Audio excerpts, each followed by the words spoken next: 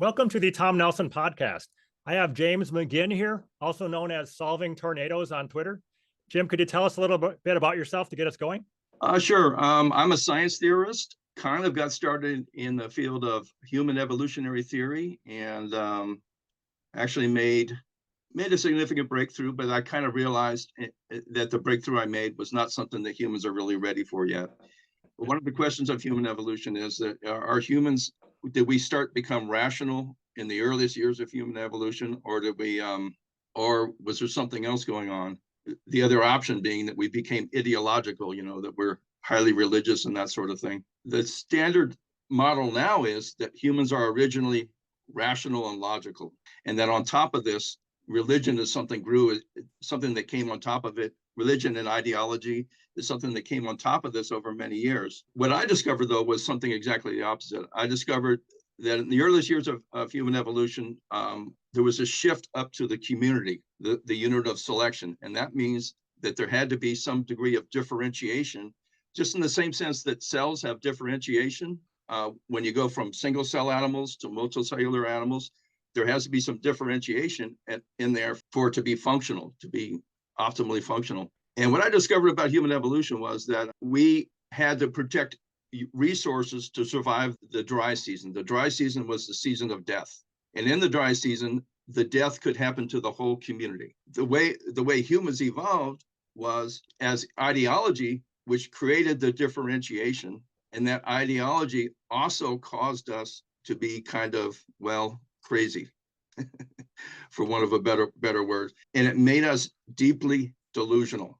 So humans are intrinsically deeply delusional, okay? And it kind of, if you think about all the arguments you've had with people over the years, let's say on with global warming, and one side's telling the other side they're delusional, and the other side's, everyone's trying to say that you don't know what's going on. Well, it's the fact is we are all like that. We're all have these beliefs that we have an emotional attachment to. And here's the thing that I think is really important is that rationality came as a means of achieving ideology. So that means that intrinsically humans are not really rational. Rational is something that we only come to with considerable amount of difficulty and effort. I kind of made these discoveries, and then I kind of realized it was too much. It wasn't something that anyone really needed to know, in a sense, And I found myself with nothing to do. And then one time a friend of mine asked me if I could look into the global warming thing. And I said, yeah, I could. It's true. I go, I'm sure it's true because I hear all this stuff about it. And not only that, I had education. I was in a geography major for a while. And I had Milankovitch cycles, so I understood all that stuff. I had a good understanding of meteorology. And then I started looking into this one news group. This is back in like 2006 or so. And the news group I was looking into is Alt Global Warming. I don't know have you heard of that? I have not. News group. That's funny because my whole experience with global warming started there. And I had just assumed that was true for everybody, but I guess it's not. I started asking people, well, hey, this friend of mine's asking me about this. Can you give me some details? I want to get to the bottom line of, and this is the question I asked. Can you show me some reproducible experimental evidence that will demonstrate that CO2 has some kind of a significant thermal effect on the atmosphere? And some guy gave me this link to something on the IPC site, and he told me, well, there it is. And I followed through on that, and I looked at it, and I'm going, what in the world is he saying here? And then I deciphered what they were saying. And what they were saying was that they take these model runs, they adjust the amount of CO2. This isn't a model where you don't really, he still hasn't answered my question. We still don't know if there's any real evidence of CO2 causing anything. And then I saw that and I got kind of angry, and I started exposing that to other people on the news group. And you know what happened? That IPC site closed down. It disappeared. And the guy on the news group wouldn't talk to me anymore. And after that point, I go, okay, there's something going on here. And so I've looked into it, and I've gone down the deep examination of what really happened with global warming. And I kind of have an opinion about it. From what I could see, back in about 1988 or so, Al Gore, who was a divinity student, by the way, I don't think people know that. a divinity student is literally someone who's trying to start a religion. That's what their skill is. That's what their thing is. He had a large chunk of money, and he was in the UN, and he started the IPCC, and he started simply placing orders for the science to be about CO2. And that's basically what my opinion of what's going on here is. That now it's kind of important, though, to understand something about how this was so effective, how he was so successful in essentially starting a religion through science. In a sense, Darwinism killed God in the eyes of many. Darwinism said, hey, God isn't this irrational thing. God is this logical thing, and we can understand it through science, or we can understand reality through science. And that created something that, for the human mind, it just doesn't work very well. Science is not a very good religion.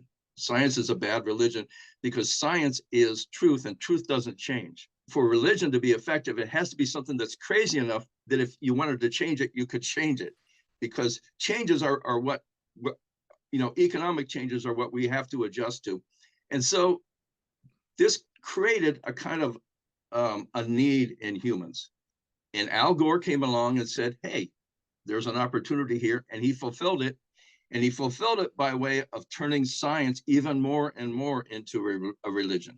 And so when we encounter these people who are global warming advocates, and they almost invariably don't understand the actual details of the science. I'm sure you've noticed that, Tom. I've noticed. Yeah. And it's so persistent that you got to ask yourself, is there something going on here? Is it obviously they're not being rational, right? And I think that's the reason. The reason is because Al Gore appealed to something that's based in humans, based, this base instinct of a belief that is kind of irrational in that respect. And that's really what underlies it. Now, that kind of puts someone like me in a moral position. Do I really want to trounce on people because they're when it's like their religious belief, right? Do you go around talking about this and say, oh, your religion is wrong? That's always a waste of time and all that. But the other side of the coin is that there's those of us who are in the atmospheric sciences, and we're just getting butchered. We're getting butchered because they've turned this science into a religion, and you can't really make any progress. Okay. Yeah. So I think the big thing for me is that I'm fine with anybody going off and doing their own religion, but when they start cutting off our power supply because of it, then I'm going to push back. Go ahead. Right. Yeah. And even though I know reality will always step in when it comes to cutting off the power supply, it's in the meantime, it's really kind of irritating. Yeah, I completely agree with you. But anyways, I kind of realized that so much of climatology was just based on just what people would believe. I started to realize something that I started to ask my question, well, if it's true for climatology that things are this bad, what about meteorology? Because I happen to know for a fact that climatology grew from meteorology. And also I'd had issues with some of the things I understood about meteorology, specifically storm theory. Do you have any kind of understanding of storm theory? Let me kind of give you the older version of it, or the traditional understanding of storm theory. Back in the 1840s, there was a guy named, his last name was Espy, E-S-P-Y. He's even now considered to be the storm king, or that's what they call him, the storm king. And he came up with these theories of atmospheric flow that involve this concept of convection. Here's kind of what it means. Part of it is that it's kind of obscure. And part of the obscurity is what kind of makes it something that people can't really dispute. The idea is that moist air, when it warms up, rises, and it creates a force, and that causes convection, and that's considered, and as air rises, the moisture turns to water and stuff like that. And it makes sense when you consider that the molecular weight of H2O is 18, okay? And the average molecular weight of the rest of the molecules in the atmosphere are 29. It's 28 for nitrogen, 32 for oxygen. And then you average those two, and you get to 29.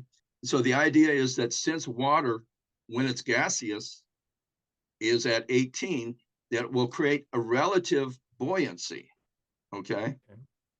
Buoyancy in the atmosphere, and that buoyancy is what's causing the uplift. So like a hot air balloon, buoyancy, right?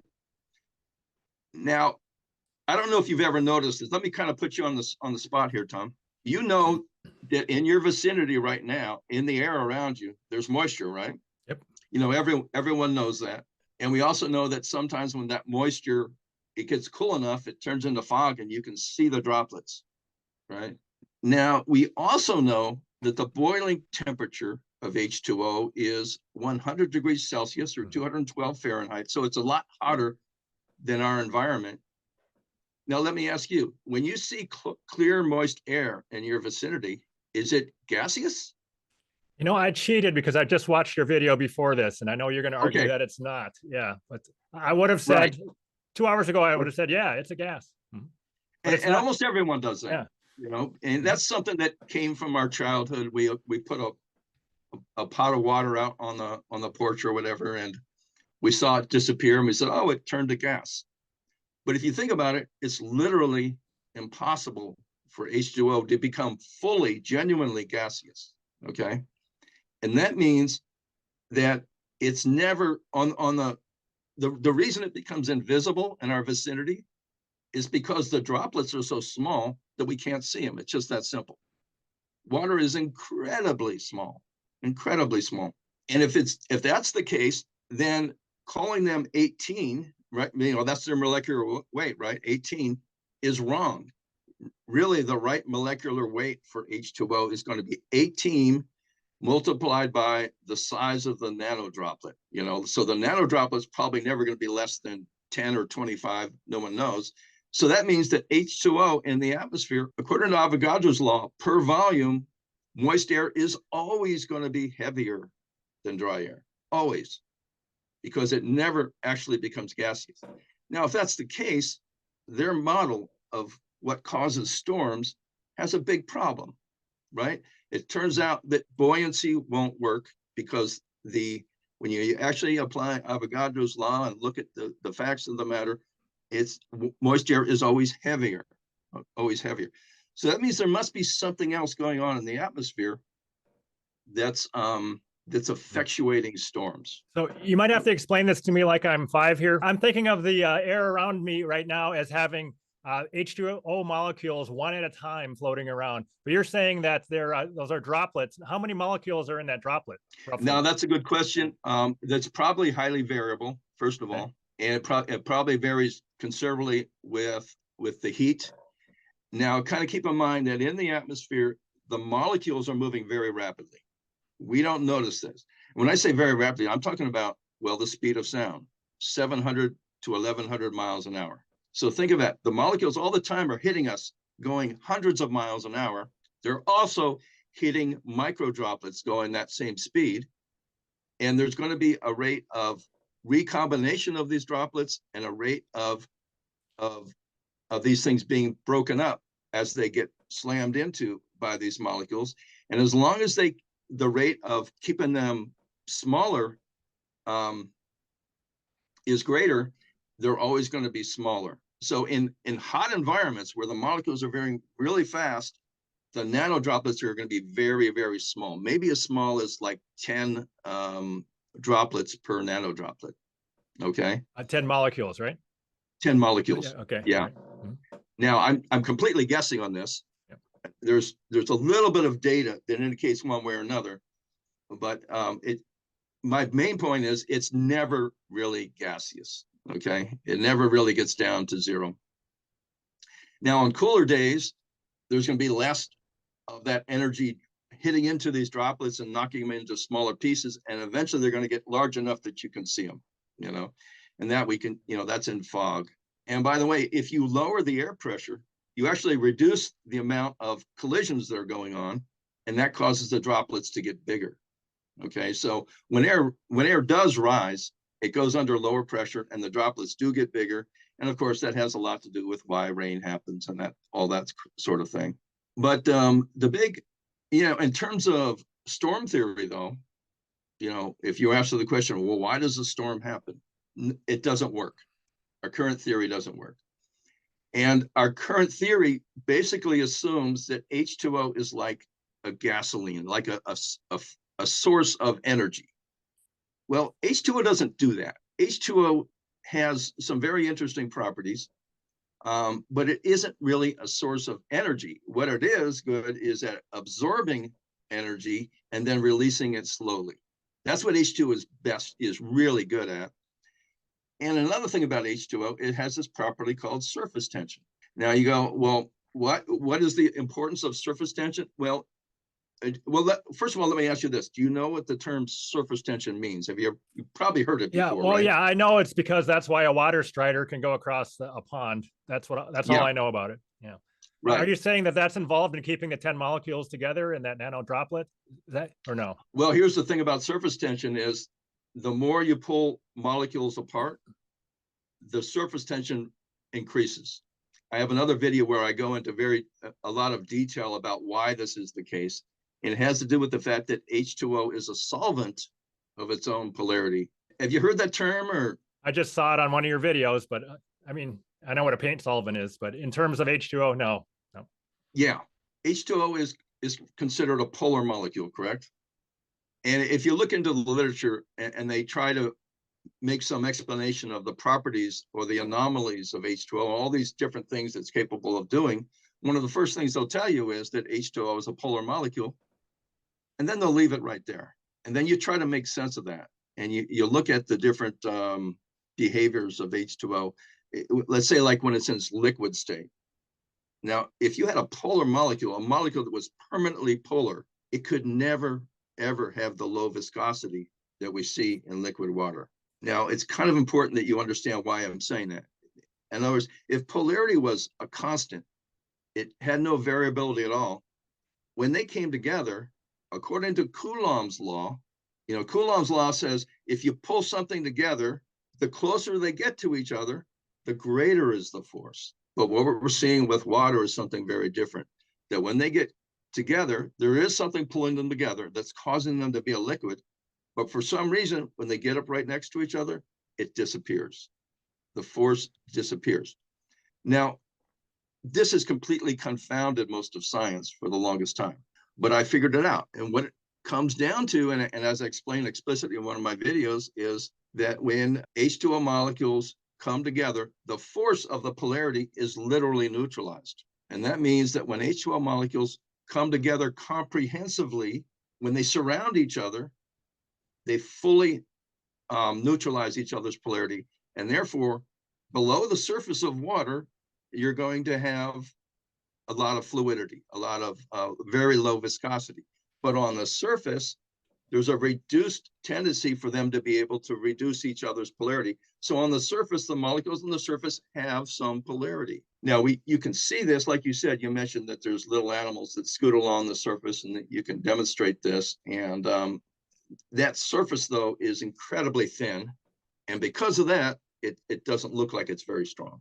But if you could make that into 3 dimensions, you would have something that is very, very strong. And a good way to demonstrate this is through a concept called non-Newtonian fluids. It's a mixture of cornstarch and water. And what happens is the cornstarch creates separation between the H2O molecules. And when it does, hardness appears on the seam instantly. Now, what's going on with H2O is that have you ever heard the concept wind shear? Yeah. And it's something that occurs in the atmosphere. And here's the standard explanation. There's 2 bodies of air. One has a higher degree of moisture than the other one, and they're moving in different directions. And along a flat surface, you're going to imagine them colliding into each other. Now, as they do that, you're going to start to have those microdroplets start to spin. And as they start to spin, they start to elongate into polymers of H2O. And as they do that, their surface tension properties are maximized. They're even greater than they are when they're on the surface. And as long as you have some energetic input that maintains that spinning of those microdroplets, you have a substance, a plasma that occurs naturally in the atmosphere. And this plasma will naturally tend to focus flow because it tends to accelerate flow because it saves it from being part of the natural disbursement of energy in the atmosphere. So now you can get focused flow in the atmosphere, and you do it by way of these vortices. Now, let me ask you, have you heard this before from anybody else? I have not. No. No, this is completely unique. This is crazy guy territory. This is someone making up stuff. And of course, I've had that thrown at me a lot. But here's the thing. It explains so much of what we're actually seeing in the atmosphere. Now we have a conduit that's able to bridge between places of higher pressure and lower pressure, and able to maintain the momentum through that conduit, that tube. It's literally a tube that occurs in the atmosphere. And these conduits, they originate at the jet stream, and they grow down and they grow against the flow. And the whole time they exist, they're shooting energy into the jet stream, thereby explaining why the jet stream has its flow. Now, that's one of the questions that meteorologists do not deal with. They do not address the fact that there's this jet stream up there. It maintains this 200-mile-per-hour speed, and no one knows what's pushing it. Well, what's pushing it is the energy that comes through the vortices as a result of storms. And so it's a whole system. The greatest wind shear boundary on our whole planet is at the top of the tropopause, or the top of the troposphere. I think you know what the troposphere. I heard you talking about it with Michael Connolly. It's about what? I think in our vicinity here, it's like 7 miles high. But it varies. Over right? the equator, it's a lot higher. Mhm. And over the North Pole, Mhm. it's a lot lower. Yep. And basically, it's the boundary between the moist air and the drier air above. Now, the moist air, they call the troposphere. Troposphere is a Greek word. Tropo means mixed.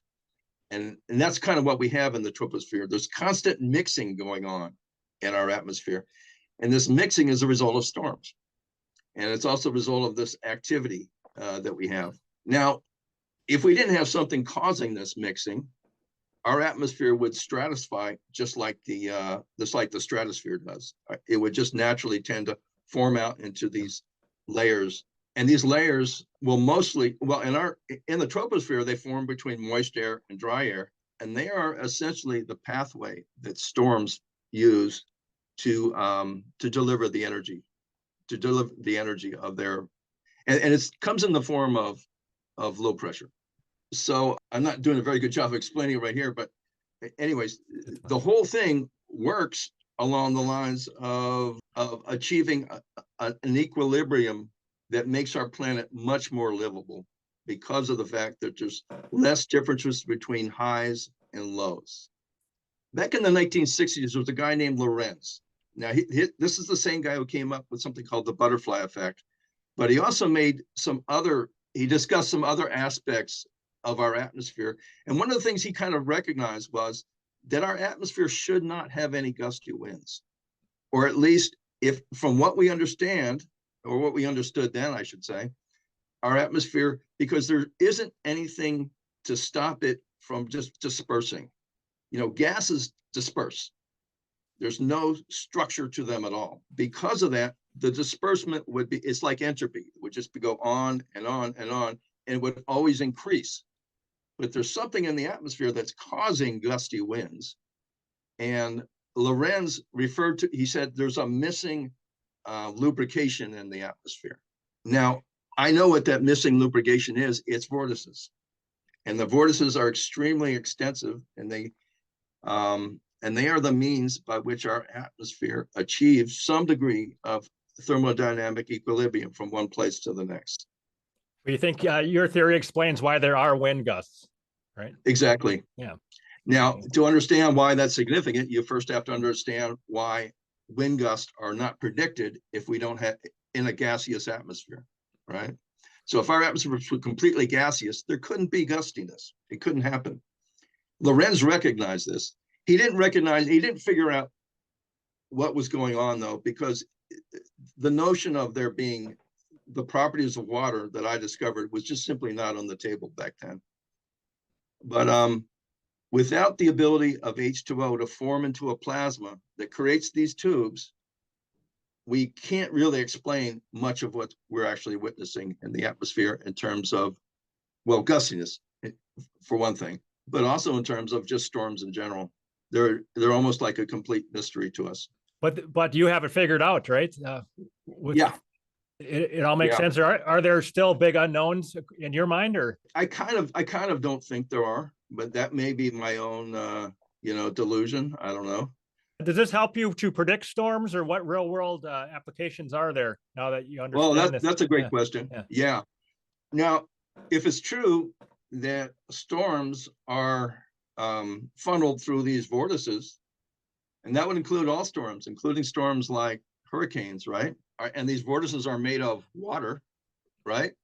So they're actually pretty vulnerable, that you could cut off the delivery of low pressure to a storm and potentially stop a tornado or steer a hurricane. And that's what I'm going to be working on myself. And I'm starting a company. I'm going out looking for investors, and I already have ways of doing this, of literally controlling the delivery of the low pressure energy of storms to the storm to make severe weather less severe. So that's the answer to your question. Since we know, in other words, since we realize that the way a storm works is similar to a circulatory system, right? Instead of trying to fight the bear, we can figure out how to pierce the bear's heart and kill it in that sense, because we're attacking its circulatory system. Okay. Can you reveal in any general terms at all about how you would stop a tornado? Well, have you seen the way a tornado looks? It's just this Sure. big tube. Yeah. Just bisect the tube somehow. I mean, I could give you, I do have some specifics there, but they're a little bit, I'm not even worried about them being proprietary. It's just that it's pretty basic, right? You have a tube, you have a snake, you cut it in half. You have a tube, you bisect it, you stop. See, it depends on itself. It depends on the flow therein to maintain the structure. And so if you can stop the flow, even for short periods of time, you can kill the structure. And the structure is what provides the isolation. The structure is what's allowing the delivery of the energy. So it's pretty straightforward. It's pretty basic. If you can bisect the delivery of these tubes, and they're literally tubes. Now, of course, you'd have to be able to get to the tubes. Well, I think the tubes are located at the top of the tropopause. So that's that makes it a little bit easier. But beyond that, it's a matter of things like big sheets of plastic, big rubber balls, that sort of thing that get into the tubes and stuff them up. It's nothing really all that technical, you know.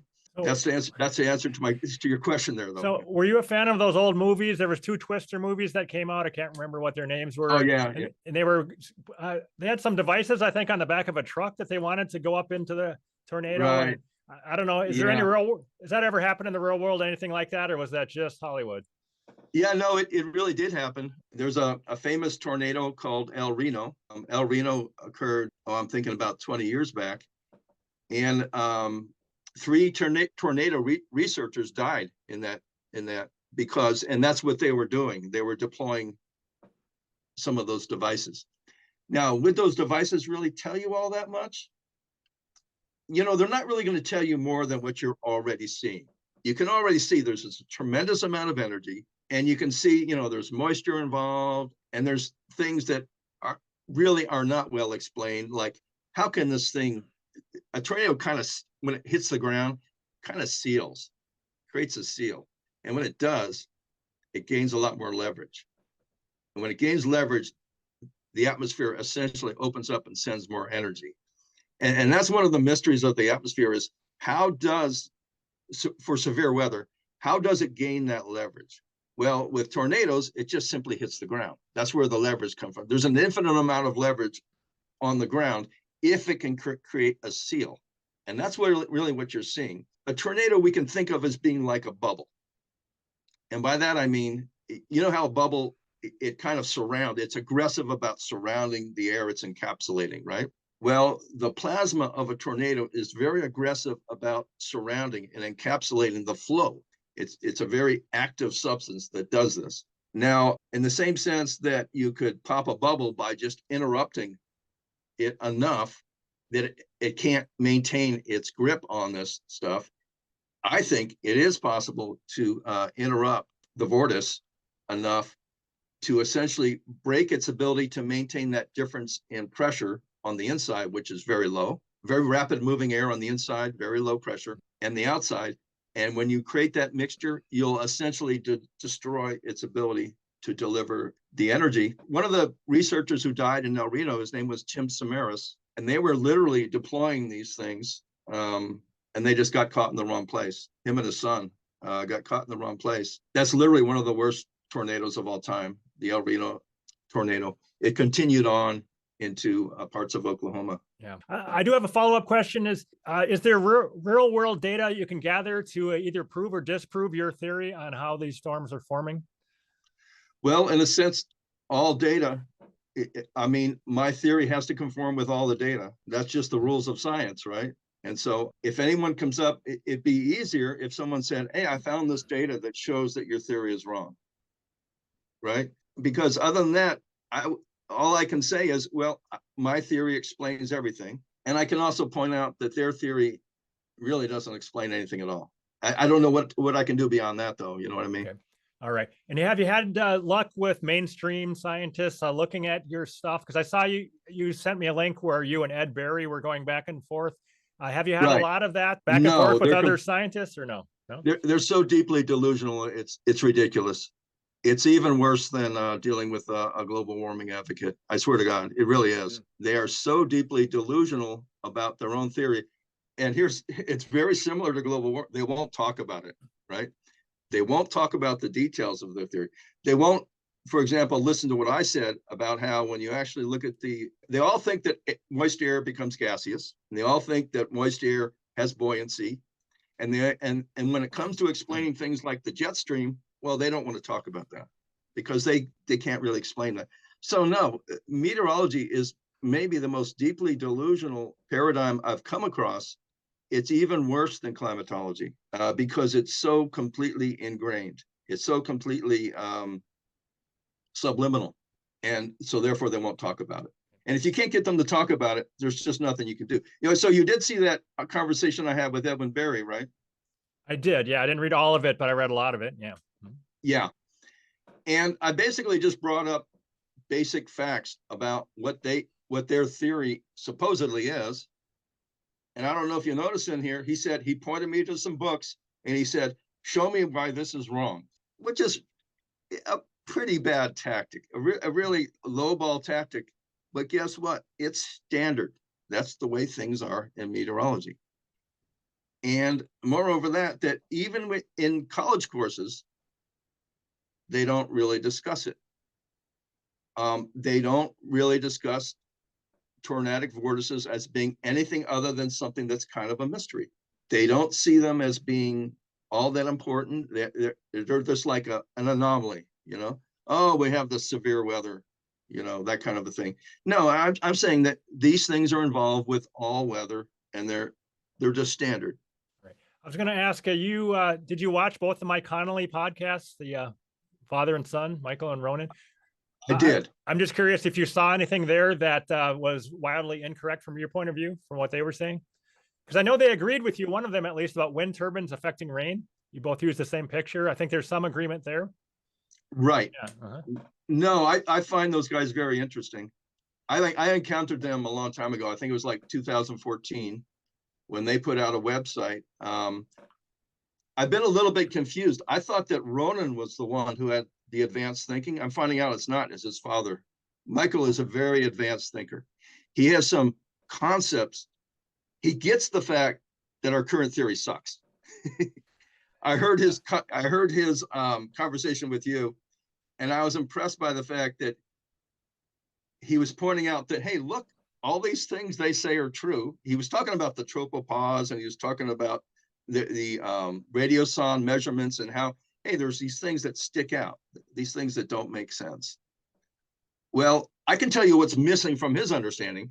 It's wind shear. And if he understood wind shear and he understood that the tropopause is where we have the greatest wind shear on the whole planet, and if he also understood that that's also where the jet stream is, right? And so if he got that stuff, he would, I think, make an advance in his understanding. Now, back on his website that I think they put out back in 2014, there was a concept they brought up called pervection. Let me briefly explain to you what the concept of pervection is. And it's borderline genius. Okay. And the concept is that energy in the atmosphere can be sent at the speed of sound over long distances. Okay. And he actually demonstrated this using hydraulics. This on one of Michael Connolly's videos, he actually demonstrates hydraulics. He shows, you know what I mean by hydraulics? You have something over here and you have something over here, and there's a tube that joins them. And the pressure here, because, it seems basic, but it's the way tractors work, for example. It uses hydraulic principles to achieve the transfer of energy. And the energy transfer is instantaneous, right? Or it seems like it is, but it's actually the speed of sound. He came up with this concept called pervection. And when I saw it at first, I thought I was a little bit confused by it. But then when I understood, I go, okay, he's saying the same thing I'm saying about the property of tubes to transfer energy at high speeds.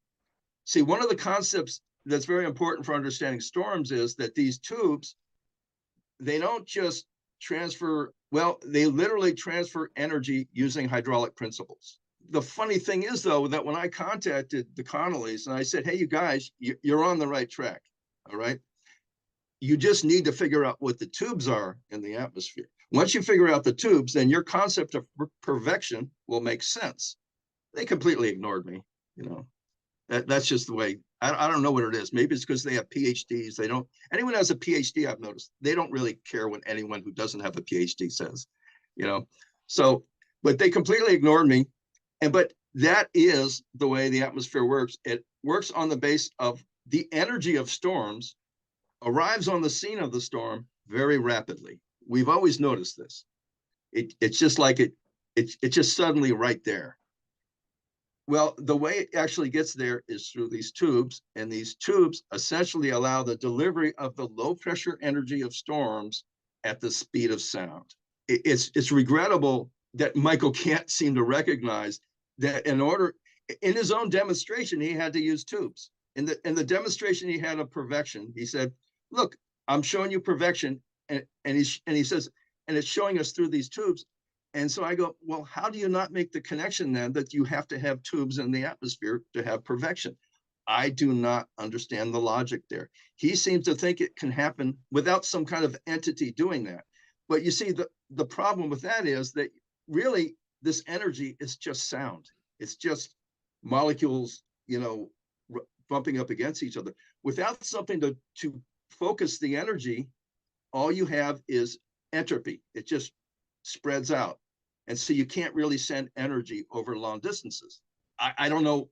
It's almost like I don't know how you could possibly miss that, Okay, so I'm trying to boil down your thinking as small as I can, just for me to try to understand. Your understanding of wind shear, is that the number one thing that you understand that you think the mainstream people don't understand? It's all about wind shear, is that right? Okay. Yeah, and what happens on the actual boundary of wind shear, which is the spinning of nano droplets that elongate into polymers, literally polymers of H2O, and that maximizes their surface tension and produces a substance that acts like a plasma, and a plasma acts like a container of the flow. And then do you have a paper or a white paper or even a video that boils it down to its base concepts to try to get this across to the people like the Connollys or Ed Berry?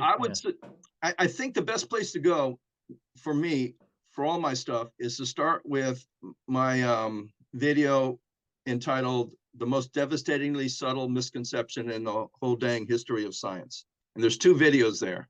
And the first one explains how we messed up on water, and it fixes water. It says here, H2O is actually a solvent of its own polarity. When you understand that, all the other pieces of the puzzle fall into place. And the second one goes into some detail about how, once you understand surface tension, you can then understand the plasma, and then you can then understand the origin of these, how they actually work in a storm. So that's the place I would send people. Beyond that, it's stuff that is so outside the realm of what people want to believe that it's just about impossible for me to get my point across to most people. Very few people would even listen as long as you've listened right now. So Good for me. If that helps. Yeah, I'm just trying to think, is there any other experiment or anything so people could have a eureka moment and come around to understand exactly what you're saying? Or do they fully understand what you're saying, but they don't believe it? Which one do you think it is? Do you think they understand what you're saying, or they haven't gotten that far to understand it before they I don't know think they've gotten that far to understand it. Okay. And I think it's because the whole paradigm is so convoluted and so confused that no one can really get a grasp of anything. And it starts with water.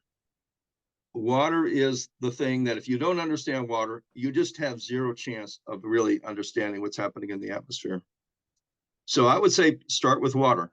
When you understand water, and also understand that we've made huge mistakes when it comes to understanding water. And these huge mistakes have been incorporated into our current paradigm of science. Yeah. So you talked about the water being in nano droplets, but current theory is that it doesn't go around in nano droplets. Is it that basic already? It really is. Okay. From what I can tell, yeah, it really is that basic. Now, how in the world I mean, if you were to go out looking on the internet, let's say, and find someone who can confirm my claim that H2O never becomes gaseous at ambient temperatures, you wouldn't be able to find it because it's such a complete, it's a very deep delusion. It's kind of like the notion that CO2 has these radiative properties and these radiative properties. It's someone stated it once and everyone believes it. That's basically what it is. But it's important to understand something. It's not like someone made a mistake and now no, it's more like humans are deeply delusional in the first place. And we always have been. And we have these deep delusions that are based on things that seem to make sense to us, tactile things like that, And once we get these things in our mind, it's very easy for someone else to say something that seems to reinforce it. Okay. I'll give you an example with CO2. When I was younger, we would go to the beach. Okay. And I grew up in Southern California. And sometimes you go to the beach on a cloudy day. And when you did, it was always colder out there.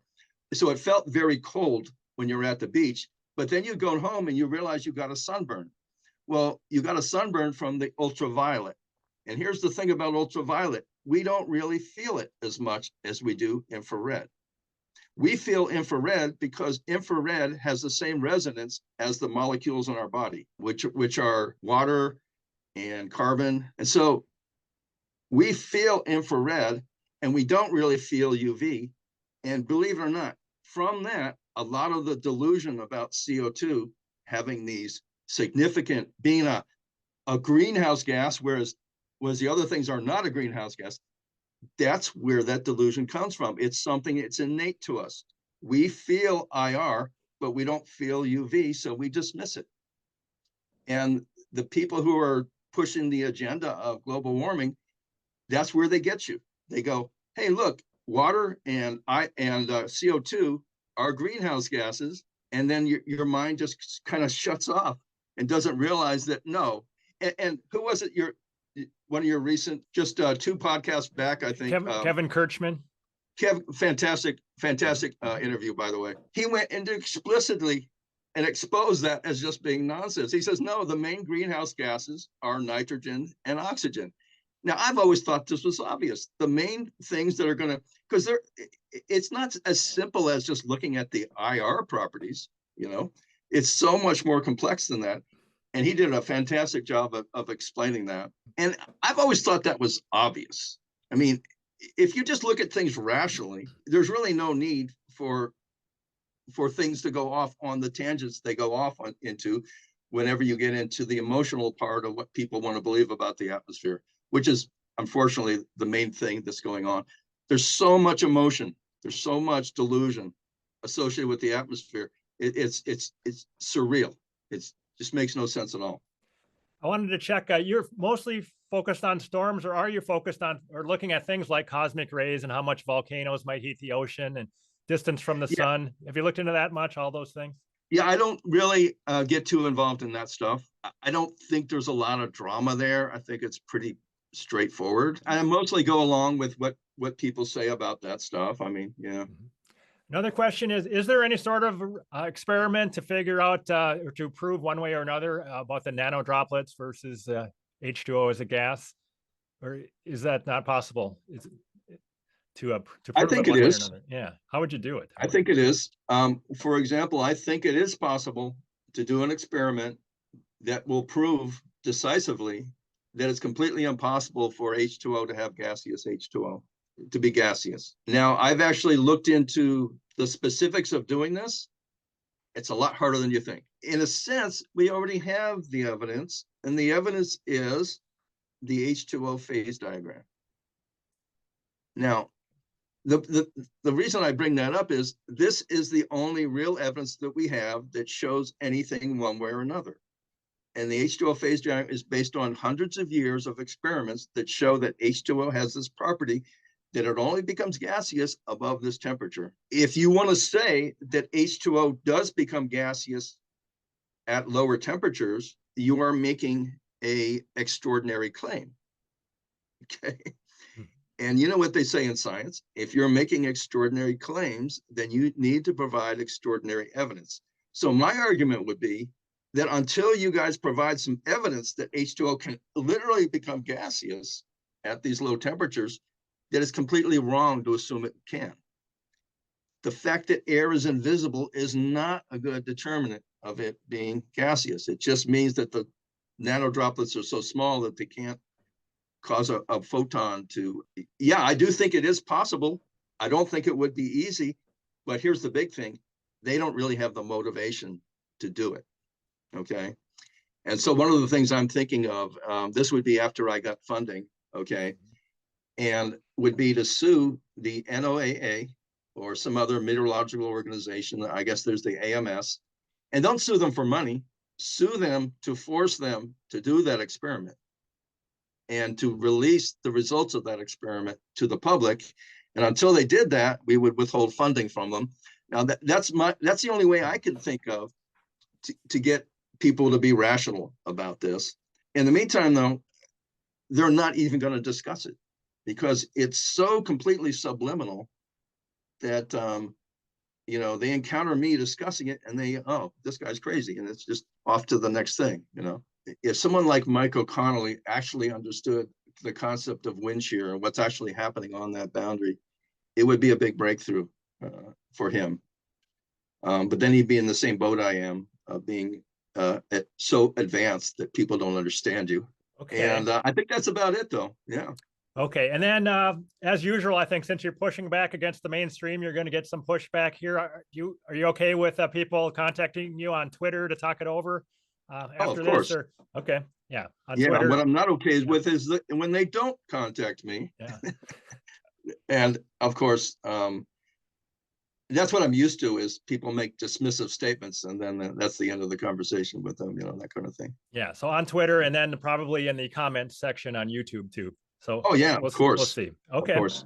All right. No, I'm quite proficient at handling myself in those situations. So okay. I got a lot of experience online, that kind of thing. Yeah.